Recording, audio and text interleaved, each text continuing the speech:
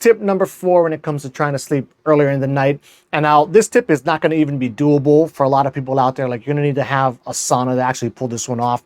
But as I've said in some of my previous posts talking about saunas, is you can get them for pretty cheap nowadays. You got ones that simply just plug into a wall outlet and you can sit inside there and cook. But the tip number 4 is simply just do sauna before bed. This is an experiment I did a few months ago, and I found it helped a lot. Now, it helps in particular with me because I'm a very hot sleeper, and so I want to try and be as cool as possible when I'm lying down in bed. And I know sauning before bed can kind of seem counterintuitive to that, but what they actually found is when you go into a sauna and you're cooking, right, when you come out and you completely cool off, which can take a while, but once you completely cool off and your internal body temperature drops back down, it's actually lower than it was before you went into the sauna because your body's like, counteracting all this heat. So once it gets back to a baseline, the baseline's actually is a bit lower.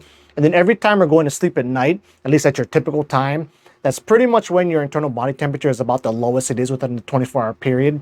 So you kind of jumpstart that process and even have that process kick in earlier, right, if you want to sleep earlier, by sauning, an hour or two before bed, letting yourself completely cool off, and then going ahead and going directly to sleep. If you want to kind of speed this process up and you don't want to wait for, an hour or two to fully cool off after hopping out the sauna, if you happen to have a cold plunge, or maybe just take like a long cold shower, if you have a tub, just fill it up with tap water and hop in there, is you can sauna first, right? Then come out and then hop straight into a cold plunge or into some tap water, cool tap water.